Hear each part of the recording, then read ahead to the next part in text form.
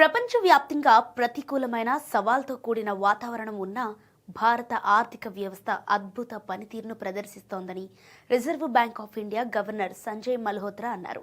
Indian economy బలమైన వృద్ధిని నమోదు చేయడానికి సిద్ధంగా ఉందని కూడా ఆయన చెప్పారు. ఆర్బీఐ డిసెంబర్ బులెటిన్లో ఈ విషయాలను వెల్లడించారు. దీనికి సంబంధించిన మరిన్ని విషయాలను ఈ వీడియోలో చూద్దాం.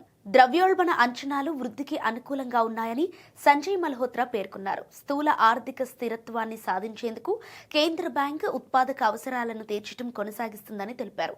ఆర్థిక వ్యవస్థను బలోపేతం చేయడానికి, వ్యాపారంలో సౌలభ్యాన్ని పెంచడానికి, వినియోగదారుల రక్షణను మెరుగుపరచడానికి నియంత్రణ చట్టాన్ని సమర్థవంతంగా తీర్చిదిద్దారు అని ఆర్బీఐ గవర్నర్ అన్నారు.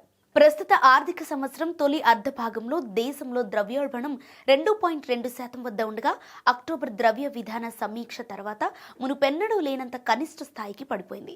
ఫ్లెక్సిబుల్ ఇన్ఫ్లేషన్ టార్గెటింగ్ ఫ్రేమ్వర్క్ ను స్వీకరించిన తర్వాత తొలిసారిగా సగటున ప్రధాన ద్రవ్యోల్బణం ప్రస్తుతం ఆర్థిక సంవత్సరంలోని రెండో త్రైమాసికంలో 1.7% పడిపోయింది. అక్టోబర్లో మరింత తగ్గింది.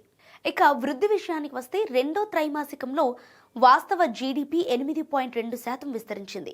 పండుగ సీజన్ డిమాండ్ కలిసొచ్చింది. వస్తువులు సేవల పన్ను రేట్ల హేతుబద్ధీకరణ కూడా కొంతవరకు సహాయపడింది. ప్రస్తుత ఆర్థిక సంవత్సరం తొలి అర్ధభాగంలో వృద్ధి 8%గా నమోదైంది. రానున్న రోజుల్లో వ్యవసాయపరంగా సానుకూల పరిస్థితులు, జీఎస్టీ హేతుబద్ధీకరణ ప్రభావం, తక్కువ ద్రవ్యోల్బణం, కార్పొరేట్ మరియు ఆర్థిక సంస్థల బలమైన బ్యాలెన్స్ షీట్లు, ద్రవ్య ఆర్థిక పరిస్థితులు తదితర దేశీయ అంశాలు ఆర్థిక కార్యకలాపాలను కొనసాగించే అవకాశం ఉందని ఆర్బీఐ గవర్నర్ ప్రధానంగా ప్రస్తావించారు.